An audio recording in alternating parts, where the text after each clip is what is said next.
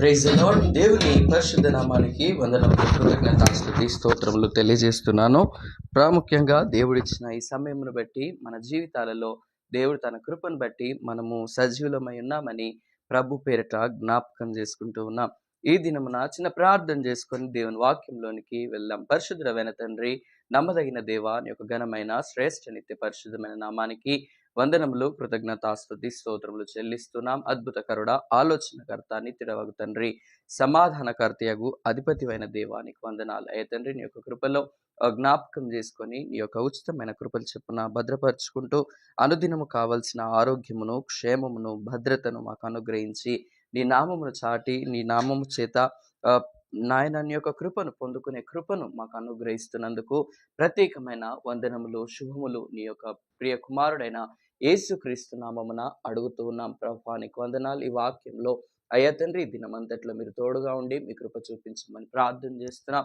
ఎంతైనా నమ్మదగిన గొప్ప దేవుడు ప్రభువా, నీ యొక్క కృప, నీ యొక్క కనికరము, నీ యొక్క కటాక్షము అయ్యా తండ్రి, నీ యొక్క ప్రజలముగా ఉండవలసిన బాధ్యత అయ్యా తండ్రి ఈ దినమున అయ్యా తండ్రి మీరే కృప చూపించి అనుగ్రహిస్తారని అయ్యా తండ్రి అని మొరపెట్టుకొనొచ్చు. ప్రతిదీ పరిశుద్ధపరచు నీ ప్రియ కుమారుడైన యేసుక్రీస్తు పరిశుద్ధ నామమును అడిగి వేడుకుంటున్నాము తండ్రి, ఆమెన్.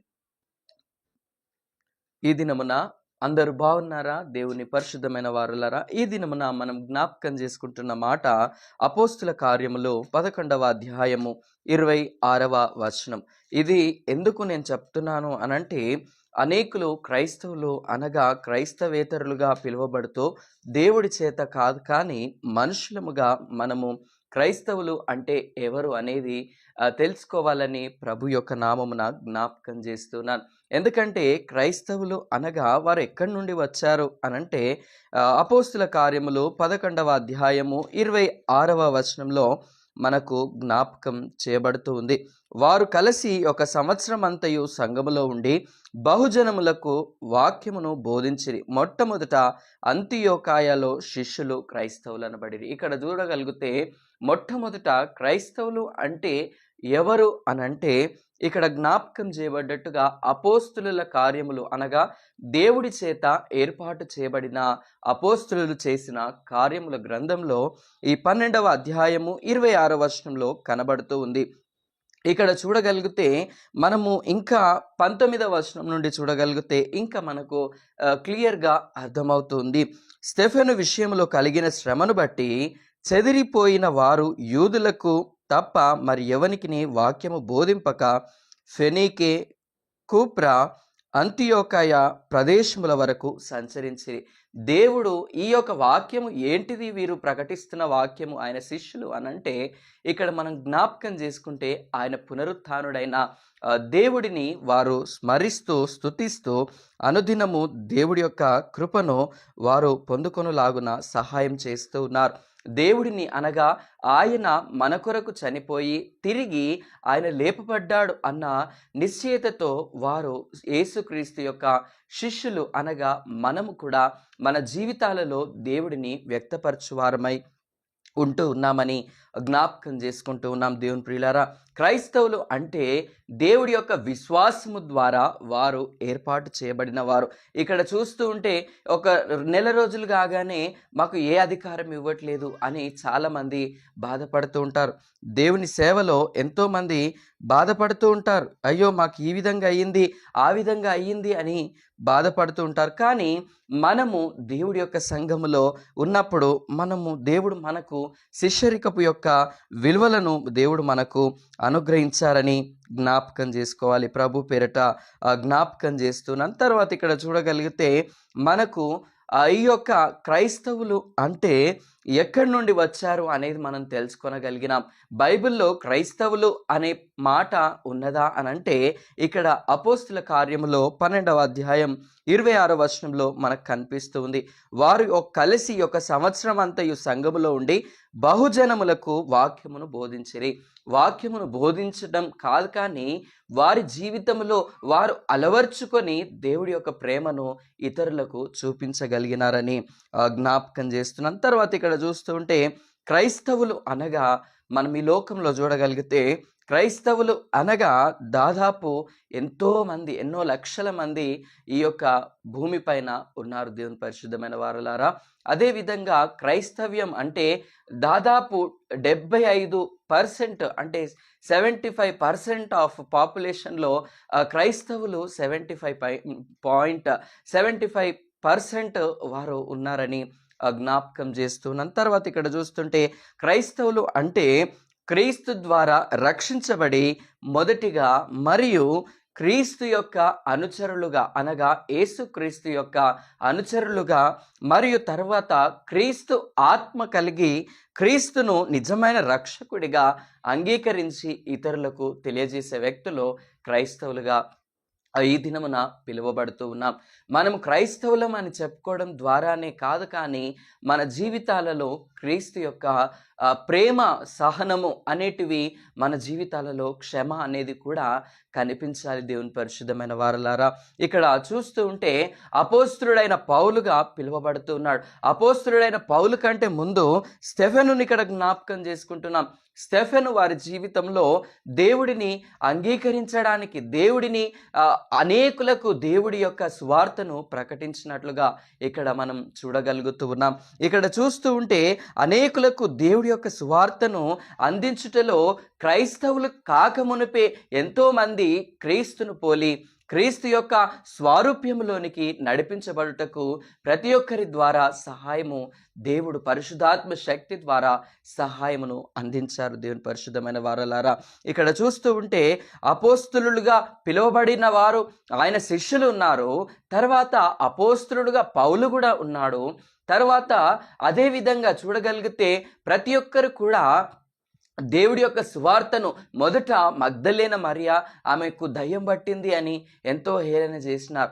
ఇంకా అనేకులు కూడా చూడండి, ఇక్కడ దేవుని యొక్క గ్రంథంలో ఇక్కడ మనకు కనిపిస్తూ ఉంది, ఒక స్త్రీ తన యొక్క మోమును సిలువ పైన ఉన్న యేసుక్రీస్తు ప్రభు ఆయన సిలువ యాత్ర చేస్తున్నప్పుడు ఆయన ముఖమును చూచిన స్త్రీ ఆ యొక్క బట్టను తీసుకొని దానిని పట్టుకొని ఆయనను స్మరించింది అని హేళన చేసిన వ్యక్తులు కూడా ఉన్నారు దేవుని పరిశుద్ధమైన వారలారా. నేను నిజమైన రక్షకుడిని చూచానంటే మూర్ఖులు, వీళ్ళకు తెలియదు అని ఎంతోమంది హేళన చేసిన వారు ఉన్నారు. అటువంటి శ్రమలను పొందిన వారుగా మొట్టమొదటి క్రైస్తవులుగా ఉన్నారు దేవుని పరిశుద్ధమైన వారలారా. ఈ దినమున మనము చూడగలుగుతున్నాం, మనకు స్వేచ్ఛతో కూడిన జీవితాలు ఉన్నాయి. మనము ఏ విధంగా హింసలు పొందట్లేదు, కానీ దేవుడి యొక్క సువార్తను వెదజల్లడానికి ఎన్నో పరికరాలు మన జీవితాలలో ఉంటూ ఉన్నాయి. మనము దేవుడి యొక్క సువార్తను పంచడానికి ఎన్నో విధాలుగా ప్రయత్నిస్తూ ఉన్న దేవుడి యొక్క సువార్తను వెతికి దేవుడి యొక్క సువార్తను, వాక్యమును ప్రకటించటంలో మనము వెనుక ఉన్నామా? ఒకసారి మనలను మనము జ్ఞాపకం చేసుకొనవలసిన కృప దేవుడు మనకు అనుగ్రహిస్తున్నాడు. దినదినము దేవుడు మనల్ని బ్రతికిస్తూ ఉన్నాడు. అనుదినము కావలసిన దేవుడి యొక్క కృపను మనకు అనుగ్రహిస్తున్నాడు. కాబట్టి మనలను మనము సరిచేసుకొని ఇతరులకు దేవుని వాక్యమును అందించే విధంగా ఉండాలని ప్రభు పేరిట జ్ఞాపకం చేస్తున్నాను. తర్వాత అపోస్తుల కార్యములు 26వ అధ్యాయము 28వ వచనంలో మనం చూడగలిగితే, అందుకు అగ్రిప్ప, ఇంత సులభముగా నన్ను క్రైస్తవుని చేయజూచుచున్నావే అని పౌలుతో చెప్పాను. పౌలు ఎవరు? పౌలు ఎక్కడి నుండి వచ్చారు అనంటే మనకు కనిపిస్తూ ఉంది. ఎక్కడ కనిపిస్తుంది? అపోస్తలుల కార్యములు 9వ అధ్యాయంలో కనిపిస్తూ ఉంది. ఎక్కడ కనిపిస్తూ ఉంది అనంటే ఇక్కడ మనం చూడగలుగుతూ ఉంటే, సౌలు చూడండి 9వ అధ్యాయం అపోస్తలుల కార్యములు 9వ అధ్యాయం 1వ వచనంలో, సౌలు ఇంకను ప్రభు యొక్క శిష్యులను బెదిరించుటయు హత్య చేయుటయును తనకు ప్రాణాధారమైనట్టు ప్రధాన యాజకుని యొద్దకు వెళ్ళగా, ఇక్కడ చూడగలుగుతూ ఉంటే ఇంకా తన జీవితంలో, పౌలు జీవితంలో అనగా పౌలుగా మారే ముందుకు సౌలు జీవితంలో తన యొక్క జీవితంలో ఉన్న శ్రమలను జ్ఞాపకం చేస్తున్నాను.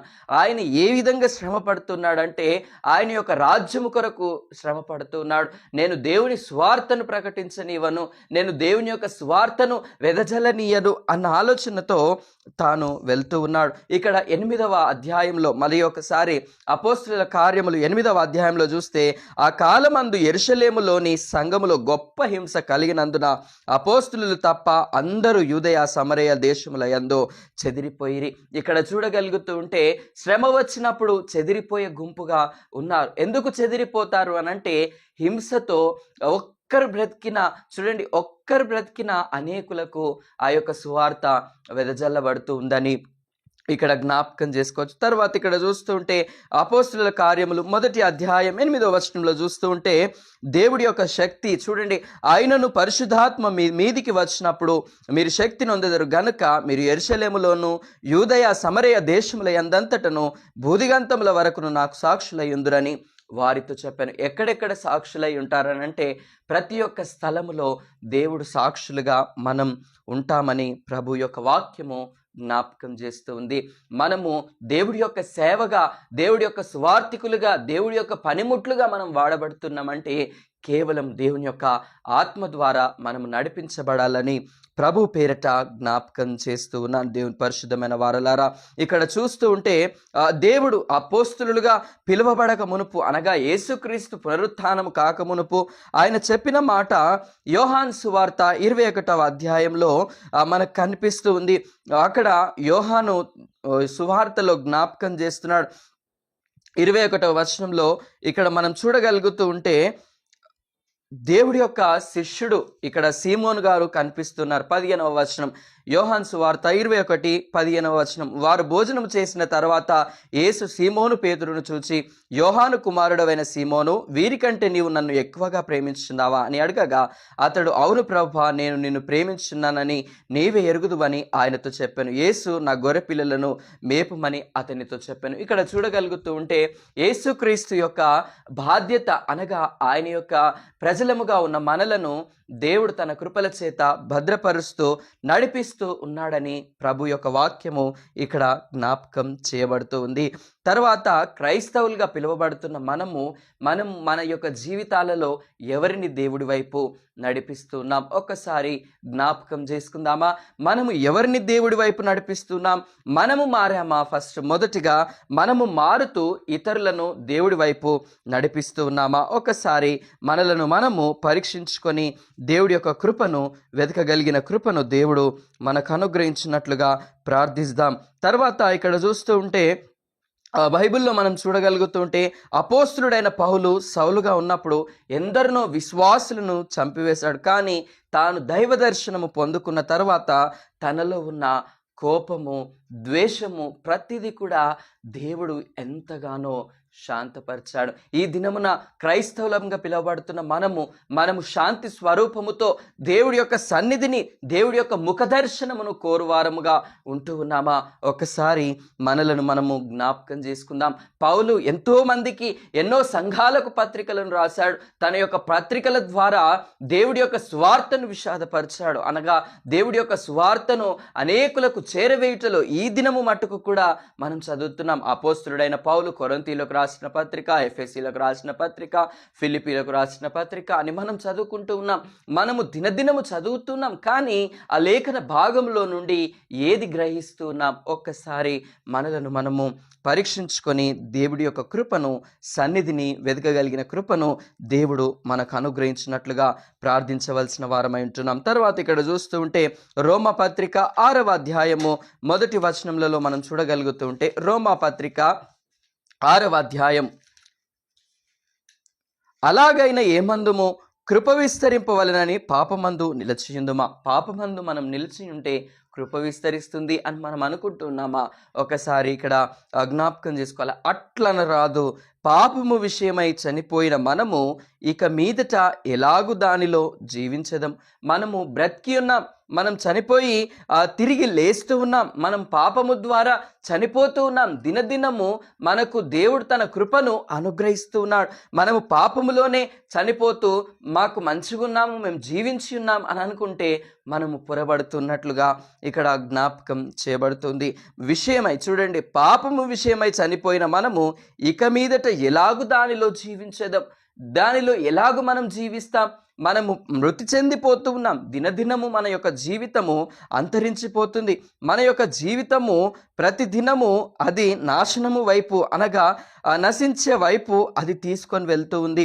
మన జీవితాలను అది ఏ విధంగా తీసుకొని వెళ్తుంది అనంటే పాపము ద్వారా నశింపులోనికి మనలను తీసుకొని వెళ్తుంది. కానీ యేసుక్రీస్తు లోకంలోనికి వచ్చి ఆయన ఎందరైతే అంగీకరించారో వారందరూ నిత్య జీవం పొందుటకు దేవుడు తన కుమారుణ్ణి అనుగ్రహించాడు. తన కృపను మన జీవితంలో అనుగ్రహించారని జ్ఞాపకం చేస్తున్నాను. ఇక్కడ చూడగలుగుతూ ఉంటే మొదటి అధ్యాయం 6వ అధ్యాయము 1 నుండి 8 వచనములలో మనం చూడగలుగుతూ ఉంటే, మనము క్రీస్తుతో కూడా చనిపోయిన యెడల మృతులలో నుండి లేచిన క్రీస్తు ఇకను చనిపోడనియు మరణమునకు ఇకను ఆయన మీద ప్రభుత్వము లేదని ఎరిగి ఆయనతో కూడా జీవించుదుమని నమ్ముచున్నాం. ఇదే క్రైస్తవుని యొక్క సువార్త. నేను లేచను, నేను లేస్తాను అని దేవుడు చెప్పినట్టుగా మనము కూడా ఆయనతో ఆయన యొక్క పునరుత్థాన అనుభవంలోనికి నిత్య జీవంలోనికి వెళ్ళాలని దేవుడు ఇష్టపడుతూ ఉన్నాడు. దేవుని పరిశుద్ధమైన వారలారా, కాబట్టి మనలను మనము దేవుడి సన్నిధిలో దేవుడి కొరకు మనము పాపము లేక మన జీవితాలను సరిచేసుకొని వాడబడిలాగున దేవుడు తన కృపను అనుగ్రహించాలని ప్రభు యొక్క పేరిట మీకు జ్ఞాపకము చేస్తూ ఉన్నాను. తర్వాత ఇక్కడ చూస్తుంటే అప్పటి క్రియల వలన మీకు ఏమి ఫలము కలుగును అని ఇక్కడ 6వ అధ్యాయం రోమా పత్రిక 6వ అధ్యాయంలో ఇక్కడ మనకు కనిపిస్తుంది. రోమన్స్కి రాసిన ఆ పత్రికలో అనగా అపోస్తులుడైన పౌలు రోమీయులకు రాసిన పత్రిక 6వ అధ్యాయము 21వ వచనంలో చూస్తే, మీరు పాపమునకు దాసులై ఉన్నప్పుడు నీతి విషయమై నిర్బంధము లేని వారై ఉంటిరి. అప్పటి క్రియల వలన మీకేమి ఫలము కలిగెను? వాటిని గురించి మీరిప్పుడు సిగ్గుపడుచున్నారు కారా? వాటికి అంతము మరణమే. నిజమే, మనము చేసినది, మనము క్రైస్తవులంగా పిలువబడుతూ ఉన్నాం, మనము రక్షణ లేని ఇతరుల వల్లనే పిలువబడుతూ ఉన్నాం. కానీ దేవుడి యొక్క సువార్తను వెదజల్లే వారముగా మనము ఉండలేకపోతున్నామని జ్ఞాపకం చేసుకుంటూ ఉన్నాం. తర్వాత ఇక్కడ చూడగలుగుతుంటే క్రైస్తవులుగా పిలువబడిన వారముగా ఎంతమంది మీ సాక్ష్యము కలిగి ఉంటూ ఉన్నాం. మన సాక్ష్యము ఏమై ఉంటూ ఉందని ఇక్కడ జ్ఞాపకం చేసుకుందాం. ఎందుకంటే క్రైస్తవులంగా పిలువబడుతున్నాం, క్రైస్తవేతరులుగా పిలువబడుతున్న వారు ఉన్నారు. ఎంతోమంది వారి జీవితములలో వారు దేవుడి యొక్క చిత్తమును కలిగి ఉంటున్నారు. క్రైస్తవ్యం అనగా మొదటిగా దేవుడి యొక్క ప్రేమను మనం కలిగి ఉండాలని జ్ఞాపకం చేస్తున్నాను. ఏంటిది ఆ ప్రేమకు ఉదాహరణ అంటే, యేసుక్రీస్తు సిలువను మోస్తూ కూడా ఇతరుల కొరకు కన్నీరు కార్చాడు. క్రైస్తవ జీవితం అంటే వ్యర్థమైనది కాదు. క్రైస్తవ జీవితం అంటే ఒక కన్నీటి బాటగా దేవుడు మనలను నడిపిస్తున్నాడు. ఎందుకు అనంటే, మనము శ్రమలు పొందుకుంటేనే తప్ప దేవుడి యొక్క నిత్య రాజ్యంలోనికి మనము వెళ్ళమని జ్ఞాపకం చేసుకుంటూ ఉన్నాం. తర్వాత దేవుడి యొక్క ప్రేమను మనం కలిగి ఉన్నప్పుడే, తగ్గింపు కలిగిన దేవుడి యొక్క ప్రేమను మనము పొందుకొని ముందుకు నడిచినప్పుడే క్రీస్తు యొక్క స్వారూప్యములోనికి మనము మార్చబడతామని ప్రభు యొక్క పేరిట జ్ఞాపకం చేస్తున్నాను. మొదటిగా క్రైస్తవ్యం అనగా దాతృత్వముతో కూడిన జీవితం. రెండవది ప్రేమతో కూడిన జీవితం. మొదటిది దాతృత్వం అనగా యేసుక్రీస్తు ప్రభు చెప్పిన మాట, మీకు కలిగినది ఇతరులకు ఇవ్వండి. మీకు ఏదైతే కలిగి ఉన్నదో, మొదటిగా ప్రేమ కావచ్చు, ప్రేమతో పాటు ఇంకా ఏదైనా కలిగి ఉంటే దానిని ఇతరులకు పంచి ఇవ్వడంలో దేవుడు మనకు నేర్పించిన కృపను జ్ఞాపకం చేసుకుందాం. తర్వాత దేవుడి పైన నమ్మకం కలిగి ఉండాలని ప్రభు పేరట జ్ఞాపకం చేస్తున్నాను. దేవుని పైన నమ్మకము ఎలాగ కలిగి ఉంటాం? మనము దేవుడి పైన ఆధారపడే జీవితం మనకి ఏ విధంగా కలుగుతుంది అంటే, అబ్రహామును దేవుడు పిలిచాడు. పిలిచిన దేవుడు నమ్మదగిన దేవుడు. తన కుటుంబంలో తన సొంత వారిని, తన ఇంటి వారిని, తన పని వారిని, ప్రతి ఒక్కరిని విడిచిపెట్టి దేవుడు ఎక్కడైతే చూపించాడో ఆ యొక్క స్థలంలోనికి ఆయన వెళ్ళినట్టుగా మనం చూస్తూ ఉన్నాం. మొదటిగా క్రైస్తవ్యం అనగా దేవుడి పైన నమ్మకం. తర్వాత ఈ యొక్క మార్కు సువార్త 10వ అధ్యాయం 22వ వచనంలో మనం చూడగలుగుతూ ఉంటే ఇక్కడ కనిపిస్తుంది, ఒక యవన జీవితము. ఇక్కడ దేవుడు పిలిచిన పిలుపును మర్చిపోతున్నాడు. అంటే యేసుక్రీస్తు ప్రభు యొద్దకు ఆయన వచ్చి ఉన్నాడు. మార్కు సువార్త 10వ అధ్యాయం 22వ వచనంలో చూడగలిగితే, మార్కు సువార్త 10వ అధ్యాయం 17వ వచనం నుండి చూడగలుగుతుంటే, ఆయన బయలుదేరి మార్గమున పోచుండగా ఒకడు పరుగెత్తుకొని వచ్చి ఆయన ఎదుట మోకాలుని, బోధకుడా, నిత్య జీవమునకు వారసునగుటకు నేనేమి చేయుదునని అడిగాను. చూడండి, ఆయనను అడిగినప్పుడు ఆయన చెప్తున్నాడు, నీవు ఎక్కడికో వెళ్ళి ఇది చెయ్యి, బలులను అర్పించు అని చెప్పట్లేదు. ఆయన నిత్య జీవం పొందుకొనడానికి ఏమి చేయాలి అని అన్నప్పుడు ఇక్కడ జ్ఞాపకం చేస్తున్న మాట చూడండి. 18వ వచనంలో, యేసు నన్ను సత్పురుషునిడిగా ఏల చెప్పుచున్నావు, దేవుడొక్కడే గాని మరి ఎవడును సత్పురుషుడు కాడు. నరహత్య చేయవద్దు, వ్యభిచరింపవద్దు, దొంగిలవద్దు, అబద్ధ సాక్ష్యం పలకవద్దు, మోసపుచ్చవద్దు, నీ తల్లిదండ్రులను సన్మానించుమను ఆజ్ఞలు నీకు తెలియను కదా అని అతనితో చెప్పగా, అందుకతడు, బోధకుడా, బాల్యము నుండి ఇవన్నీ అనుసరించుచునే యుంటినని చెప్పాను. ఇవి నా జీవితంలో నేను చేస్తున్నాను ప్రభువా. దేవుడి ఎదుట అడుగుతున్నాడు, నేను నిత్య జీవం పొందుకోవాలంటే ఏం చేయాలి అని అన్నప్పుడు ఆయన చెప్తున్న మాట, మొదటిగా ఇవి క్లియర్గా ఉన్నాయా? ఒక్కసారి జ్ఞాపకం చేసుకో బాలుడా. ఈ దినమున నీతో దేవుడు మాట్లాడుతున్నాడు. యవనుడవు అయినా సరే, వృద్ధుడవైనా సరే, చూస్తున్న ప్రతి ఒక్కరూ ఎవరైతే చూస్తూ ఉన్నారో అటువంటి వారితో దేవుడు మాట్లాడుతున్న మాట, ఈ దినమున నీ జీవితంలో నీవు సరి చేసుకుంటూ ఉన్నావా? తల్లిదండ్రులను ప్రేమించక నువ్వు నిత్య జీవాన్ని కోల్పోతున్నావా? అబద్ధము ద్వారా కోల్పోతున్నావా? లేదా ఇంకా ఏదైనాను కావచ్చు, అబద్ధ సాక్ష్యము కలిగి నీవు దేవుడి యొక్క సన్నిధిని, నిత్య జీవము పొందకుండా వెళ్ళిపోతూ ఉన్నావా? ఒక్కసారి జ్ఞాపకం చేసుకొని నిన్ను నీవు దేవుడి ఎదుట సిద్ధపరచుకోమని జ్ఞాపకం చేసుకుంటూ ఉన్నాం. తర్వాత 21వ వచనంలో, యేసు అతన్ని చూచి అతన్ని ప్రేమించి, నీకు ఒకటి కొదవగానున్నది, నీవు వెళ్ళి నీకు కలిగినవన్నీ అమ్మి బీదలకిమ్ము, పరలోకమందు నీకు ధనము కలుగును, నీవు వచ్చి నన్ను వెంబడించుమని చెప్పాను. నీవు వచ్చి నన్ను వెంబడించుమని చెప్పినప్పుడు ఈ యొక్క సువార్తలలో మనం చూడగలుగుతూ ఉంటే, ఆ యొక్క సువార్తల భాగములో మనం చూడగలుగుతూ ఉంటే, అక్కడ పేతురు, యోహాను మరియు ఆయన సమస్తమైన శిష్యులు వారికి కలిగిన సమస్తాన్ని విడిచిపెట్టి వారు వచ్చారు. క్రైస్తవులంగా పిలువబడుతున్న మనము ఏది విడిచిపెట్టి దేవుడిని వెంబడిస్తూ ఉన్నాం? దేవుడిని వెంబడించే ఆ యొక్క త్రోవలోనికి మనం వెళ్తూ ఉన్నామా? లేదా దేవుడిని అనుసరిస్తూ ఉన్నామని చెప్పుకుంటూ మనలను మనమే మోసము చేసుకుంటూ ఉన్నామా? ఒకసారి మనలను మనము జ్ఞాపకం చేసుకోవాలి.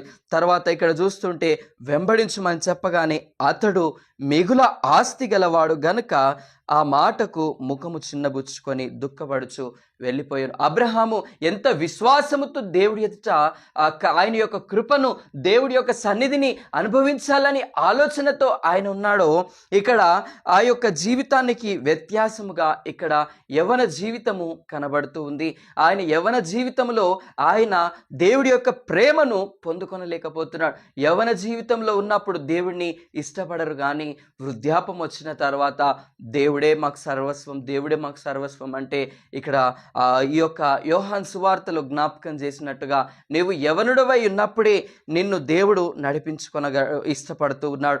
కాబట్టి మనము యవనుడవై ఉన్నప్పుడే మన నడుమును మనం కట్టుకొని దేవుడి యొక్క సువార్తను అనేకులకు చేరవేయుటలో ఒక గొప్ప పనికరంగా, లేదా దేవుడికి ఒక పని ముట్టుగా మనం ఉండాలని జ్ఞాపకం చేస్తున్నాం. తర్వాత విధేయత అనేది చాలా అవసరమై ఉంటూ ఉంది. దేవుడి సన్నిధి, దేవుడి యొక్క కాపుదల పొందుకోవాలని మనం ఇష్టపడుతూ ఉంటాం. విధేయతతో మన జీవితాలలో స్కూల్ టైమింగ్స్ చూసుకోండి. స్కూల్ టైమింగ్స్లో చూస్తే 8 o'clock అన్నప్పుడు మనము 10 o'clock పోతే నడుస్తుందా? కాదు. కానీ దేవుడి యొక్క సన్నిధి అంటే, దేవుడి యొక్క సన్నిధి 9:30 సర్వీస్ అయినా 10:30 సర్వీస్ అయినా మనం వెళ్ళేది 12 o'clock. What is the use of we are going to church not at right time? We are losing our blessings with God in our daily life. I will explaining that. విధేయతతో కూడిన జీవితాలలో మనము లేకపోతే, మన జీవితంలో మనం గమనిస్తూ ఉంటే చాలా చోట్లలో దేవుడు తమ విధేయతను కోల్పోతూ ఉంటారు. దేవుడి పైన విధేయతను కోల్పోయి వారు దేవుడి ఆలయమునకు ఆలస్యంగా వస్తారు. కానీ దైవ దీవెనలు సరి అయిన సమయానికి రావాలి. మనం హాస్పిటల్లో ఉన్నప్పుడు ఆక్సిజన్ సరి అయిన సమయానికి అందకపోతే ఏ విధంగా మనం నష్టపోతామో, అదేవిధంగా మన యొక్క జీవితాలలో క్రైస్తవులంగా పిలువబడుతున్న మనము, దేవుడు మన జీవితాలలో కార్యములు చేయకపోతే మనం ఎంతగానో బాధపడుతూ ఉంటాం. మనము దేవుడి ఆలయంలోనికి వెళ్ళి ఆ యొక్క 12 గంటల సమయంలో కూడా దేవుని యొక్క మాటను వినగలగాలని ఆలోచన తపన కలిగి జీవించినప్పుడే. ఎందుకంటే 42వ కీర్తనలో జ్ఞాపకం చేస్తున్నాడు, దుప్పి నీటి వాగుల కొరకు ఆశపడినట్లు దేవా నా హృదయము నీ యొక్క మందిరంలో ఉండాలని ఆశపడుతున్నది, నీ కొరకు కనిపెట్టుకునే కృపను అనుగ్రహించమని దేవుడి సన్నిధిలో వెతకవలసిన బాధ్యత మనకున్నది.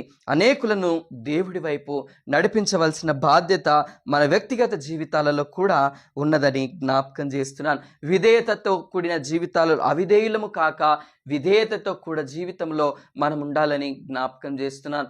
ఆదాము హవ్వలను జ్ఞాపకం చేసుకుంటే వారు అవిధేయతతో ఒక్క మాట వినడం ద్వారానే ఎంతో అనర్థము అక్కడ జరిగిపోయింది. మన జీవితాలలో కూడా మనము చెడు మాటలను ఎక్కువగా ఇష్టపడుతూ ఉంటాం, కానీ దేవుడి యొక్క మాటలను వినడానికి ఇష్టపడం. దేవుడి యొక్క మాటలంటేనే ఎంతో విరక్తితో కూడిన జీవితాలుగా మనం చూస్తూ ఉంటాం, లేదా ఏదో ఇంతే కదా అన్న ఆలోచనతో మనం చూస్తూ ఉంటాం. దానికి కారణం ఏంటో తెలుసా? అపవాది అనే ఆ యొక్క ముసుగును, లేదా గ్రుడ్డితనం అనే ముసుగును అపవాది మనకు అందిస్తూ ఉంది. కానీ మనము దేవుడి యొక్క పరిశుద్ధమైన వారముగా మార్చబడుతూ ఉంటే, దినదినము ఆయన మృఖదర్శనమును మనము కోరుకుంటూ ఉంటే దేవుడి సన్నిధిని అనుభవించు వారముగా మనం ఉంటామని ప్రభు యొక్క వాక్యము ద్వారా జ్ఞాపకం చేస్తున్నాను. తర్వాత ఇక్కడ చూస్తూ ఉంటే ఓర్పు కలిగిన జీవితాలు, ఓర్పుతో కలిగిన జీవితాలు, క్రైస్తవ జీవితాలలో ఓర్పు కలిగి ఉండాలి. ఓర్పు అనేకమైన విషయాలలో మనకు కనిపిస్తూ ఉంది.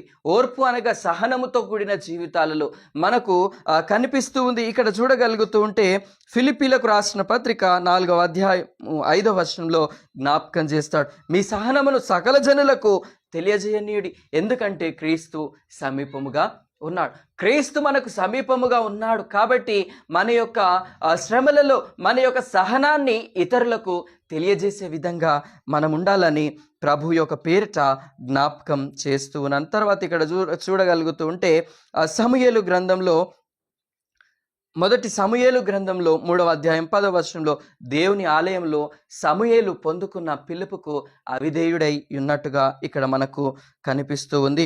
ఇక్కడ మనం చూడగలుగుతుంటే బాలుడైన సమూయేలు 3 సార్లు దేవుడు పిలిచిన తర్వాత నా చిత్తము ప్రభువా అని నీ ఆజ్ఞకు లోబడి ఉంటున్నానని అవిధేయతను అక్కడ కనబరుస్తూ ఉన్నాడు. తర్వాత ఇక్కడ చూస్తూ ఉంటే ఓర్పుతో కూడిన జీవితాలు మనకు కనిపిస్తుంది. ఈ యొక్క ఓర్పు ఎవరిలో మనం చూడగలుగుతామనంటే, ఇక్కడ యోబు జీవితంలో మనము అనేక విషయాలను మనం జ్ఞాపకం చేసుకోవచ్చు. తన కుమారులు చనిపోయారు, తనకు కలిగిన సమస్తము కోల్పోయాడు, అయినను తన యొక్క ఓర్పు, పట్టుదల, దేవుడి యందు అతిశయపడే కృపను ఆయన ఎప్పుడు కూడా కోల్పోలేదని ప్రభు పేరిట జ్ఞాపకం చేస్తున్నాను. తర్వాత ఇక్కడ చూస్తుంటే సమూయేలు, ఇక్కడ రోమపత్రిక 5వ అధ్యాయము 1 నుంచి 5 వచనములలో మనం చూడగలుగుతూ ఉంటే ఇక్కడ మనకు చాలా స్పష్టంగా జ్ఞాపకం చేయబడుతుంది. రోమపత్రిక 5వ అధ్యాయము 1 నుంచి 5 వచనములు ఇక్కడ మనం చూస్తూ ఉంటే శ్రమ ఓర్పు ద్వారా పరీక్ష నిరీక్షణను మనకు అనుగ్రహించబడుతుంది. కాబట్టి విశ్వాసమూలముగా మనము నీతిమంతులుగా తీర్చబడి మన ప్రభు అయిన యేసుక్రీస్తు ద్వారా దేవుడితో సమాధానము కలిగేందుము, మరియు ఆయన ద్వారా మనము విశ్వాసము వలన ఈ కృప యందు ప్రవేశము గలవారమై అందులో నిలిచియుండి, ఎందులో క్రైస్తవ్యం అని మనం అనుకుంటున్నాం. యేసుక్రీస్తు యొక్క ప్రేమలో, దేవుడి యొక్క అవిధేయతలో కాక మనము దేవుడికి అవిధేయులముగా కాక విధేయులుగా ఉండాలని ప్రభు కోరుకుంటూ ఉన్నాడు. తర్వాత ఇక్కడ చూస్తూ ఉంటే 3వ వచనంలో, అంతేకాదు శ్రమ ఓర్పు పరీక్ష నిరీక్షణను కలుగజేయునని ఎరిగి శ్రమలయందును అతిశయపడదుము. ఇక్కడ జ్ఞాపకం చేసుకుంటే మనం శ్రమలయందు అతిశయపడే విధంగా మనం ఉండాలి. ఎందుకు అతిశయపడాలనంటే దేవుడి మహిమను గూర్చిన నిరీక్షణను బట్టి అతిశయించబడుచున్నాం. ఇక్కడ 3వ వచనంలో 2వ వచనంలో జ్ఞాపకం చేయబడుతుంది. రోమపత్రిక 5:2 వచనంలో చివరి భాగంలో కనిపిస్తుంది, దేవుని మహిమను గూర్చిన నిరీక్షణను బట్టి అతిశయపడుచున్నాం. ఎక్కడ ఆ నిరీక్షణ మనకి ఎక్కడ కలుగుతూ ఉంది అనంటే, ప్రకటన గ్రంథము 7వ అధ్యాయములో మనం చూడగలుగుతూ ఉంటే ఇక్కడ మనకు కనిపిస్తుంది. ప్రకటన గ్రంథము ఒక్కసారి మనం ప్రకటన గ్రంథము 7వ అధ్యాయములో మనం చూడగలుగుతుంటే 10వ వచనం నుండి 17వ వచనం వరకు మనకు కనిపిస్తుంది. సింహాసనాసీనుడైన మా దేవునికి గొర్రెపిల్లకును మా రక్షణకై స్తోత్రమని మహాశబ్దముతో ఎలుగెత్తి చెప్పిరి. అక్కడ చెప్తున్న మాట ఏంటిది? వారు చెప్తున్న మాట అనంటే ఆమేన్, మా గొర్రెపిల్లకును స్తోత్రములు.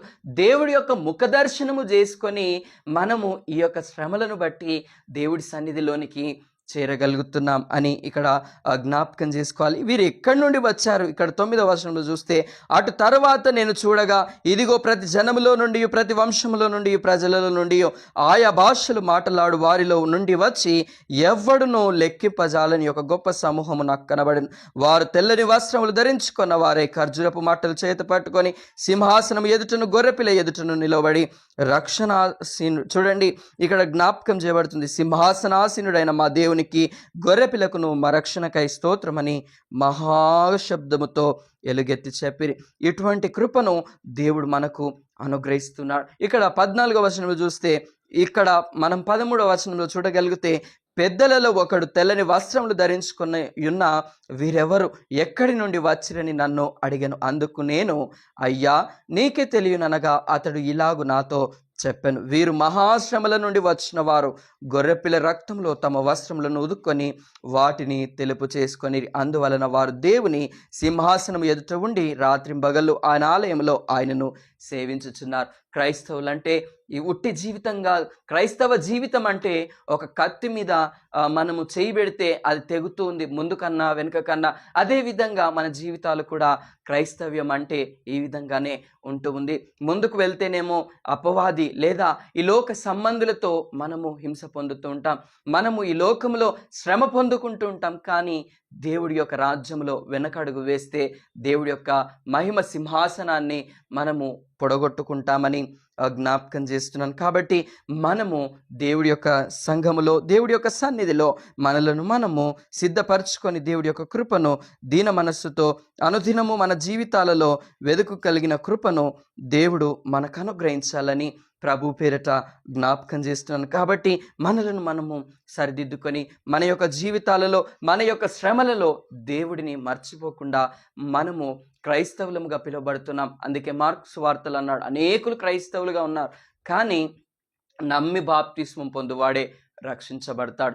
నమ్మిన వారి వలన ఈ సూచక క్రియలు జరిగించబడతాయి. ఏంటిది సూచక క్రియలు అని అంటే, మార్కు సువార్తలో మనకు కనిపిస్తుంది. మార్కు సువార్త 16వ అధ్యాయంలో మనకు చివరి వచనాలలో 16, 17, 18 వచనాలలో మనకు కనిపిస్తుంది. మార్కు సువార్త 16వ అధ్యాయము ఇక్కడ చూడగలుగుతూ ఉంటే 15, 16, 17, 18, మరియు మీరు సర్వలోకమునకు వెళ్ళి సర్వ సృష్టికి సువార్తను ప్రకటించండి. ఎవరికి చెప్పాడు ఇక్కడ అనంటే, ఆయన శిష్యులు, చూచిన శిష్యులు లేదా ఆయనతో ఉన్న వారందరికీ కూడా ఆయన చెప్పాడు, మీరు వెళ్ళి సర్వ సృష్టికి, చూడండి, మరియు మీరు సర్వలోకమునకు వెళ్ళి సర్వ సృష్టికి సువార్తను ప్రకటించుడి. సృష్టి అంటే ప్రతి ఒక్కరము ఉన్నాం, రాళ్ళు ఉన్నాయి, చెట్లు ఉన్నాయి, ప్రతిదీ ఉన్నాయి. కానీ మనము మాట్లాడుతున్న మాట ప్రతిదీ వింటుంది, సృష్టి కూడా వింటూ ఉంటుంది.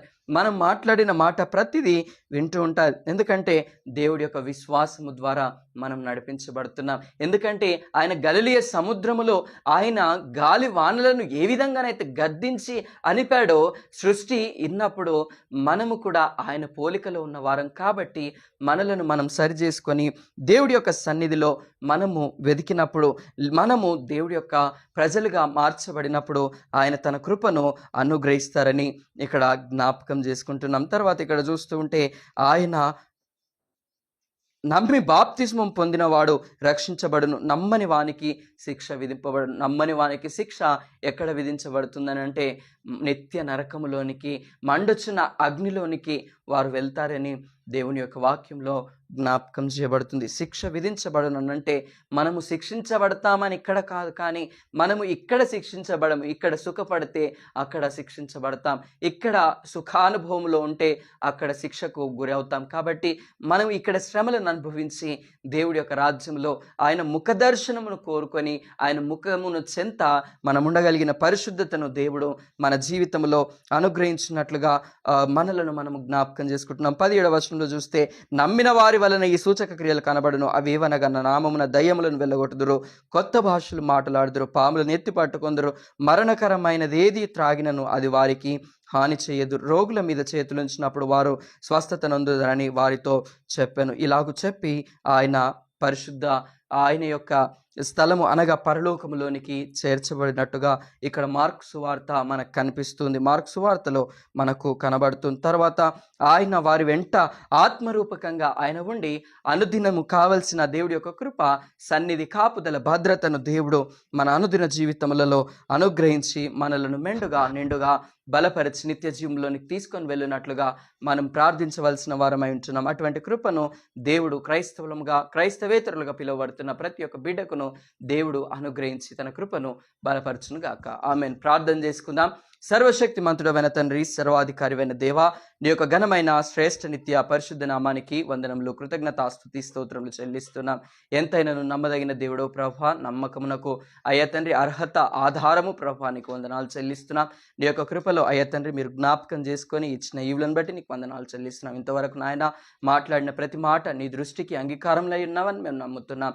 అయ్యా తండ్రి నీ యొక్క కృపలో జ్ఞాపకం చేసుకొని నీ యొక్క పరిశుద్ధాత్మ చేత నీ యొక్క ఆత్మశక్తి ద్వారా మమ్మల్ని నడిపించి ఇంకను అనేకులకు నీ యొక్క సువార్త వెదజల్లే విధంగా మేము ఉండలాగున్న మా సహనమును, మా యొక్క ప్రేమ, మా యొక్క కృప అయ్యా తండ్రి నీ యొక్క కృప ద్వారా అనుగ్రహించమని ప్రార్థన చేస్తున్నాం. నీ యొక్క కృపల చేత భద్రపరచండి అయ్యా తండ్రి. మా సహనమును ప్రతి ఒక్కరికి తెలియబడుటకు కృప చూపించండి. దాతృత్వంలో అయ్యా తండ్రి మమ్మల్ని మేము నీ ఎదుటకు సిద్ధపరచుకునే కృపను మాకు దయచేయండి అయ్యా తండ్రి. నీవు అయ్యా తండ్రి ప్రతి విధమైన కృపల చేత భద్రపరచుకొని మనం ప్రార్థన చేస్తున్నాం. మా కొరకు ప్రార్థించండి అని చెప్పిన అయ్యా తండ్రి ప్రతి బిడ్డ కొరకు ప్రార్థిస్తున్నాం. అయ్యా తండ్రి మీరు తోడుగా ఉండండి, కృప చూపించండి. పాతకోటి అయ్యా తండ్రి భాగ్యలక్ష్మి వారి కొరకు ప్రార్థిస్తున్నాం. లైవ్లో ఏకీభవిస్తున్నారు ప్రభా, అటు బిడ్డలను మీరు ధైర్యపరచండి. వారికి కావాల్సిన అవసరత మీరు తీర్చి మీరు మహిమ పొందుకొని మనం ప్రార్థన చేస్తున్నాం. వారి జీవితంలో ఏదైతే కావాలని ఆశపడుతున్నారో ప్రభా అయ్యా తండ్రి వారికి అనుగ్రహించండి, మీరు కృప చూపించమని ప్రార్థన చేస్తున్నాం. అయ్యా తండ్రి ఇంకను నాయన లైవ్లో ఏకీభవిస్తున్న ప్రతి బిడ్డను పేరు పేరు వరుసన మీరు జ్ఞాపకం చేసుకోనండి, దీవించండి ప్రభా. అయ్యా తండ్రి నాయన అశోక్ గారిని మీరు జ్ఞాపకం చేసుకోనండి, వారికి నాయన సమాధాన స్థితిని దయచేయండి, వారికి చక్కటి కుమారుడిని మీరు అనుగ్రహించండి. అయ్యా తండ్రి కావాల్సిన నీ యొక్క సహాయము, నీ యొక్క కృపను అనుగ్రహించమని ప్రార్థన చేస్తున్నాం. ఇంకా అనేకుల కొరకు ప్రార్థించడంలో అయ్యా తండ్రి ప్రేయర్ రిక్వెస్ట్లను అందజేసే బిడ్డలను మీరు జ్ఞాపకం చేసుకొని అయ్యా తండ్రి వారు దేనికోసమైతే కనిపెడుతున్నారో ప్రభా వారందరికీ నీ యొక్క కృప, నీ యొక్క కనికరమును దయచేసి మీ యొక్క మెండైన కృపల చేత భద్రపరుచుకుంటారని యేసుక్రీస్తు పరిశుద్ధ నామం అడిగి వేడుకుంటున్నాను పరమ తండ్రి, ఆమేన్. దేవుడు మిమ్మును మీ కుటుంబాలను మెండుగా నిండుగా దీవించి ఆశీర్వదించి నిత్య జీవంలోనికి తీసుకొని వెళ్ళును గాక. ఆమేన్.